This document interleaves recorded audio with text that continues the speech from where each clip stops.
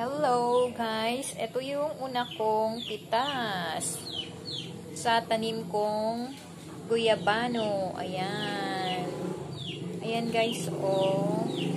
Meron na akong naani sa aking itinanim na guyabano.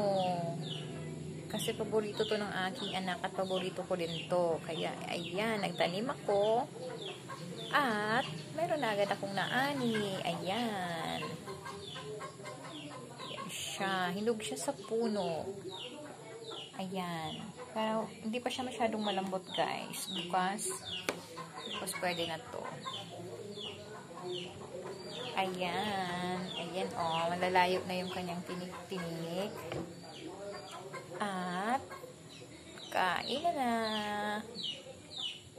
Ayan, may ganyan yung balat niya pero hindi naman siya sira. Ganyan talaga kasi binalot ko siya ng plastic. Kaya, ayan. Katulad ng kasabihan, kapag may itinanim, may aanihin. Ayan. Salamat po sa panonood.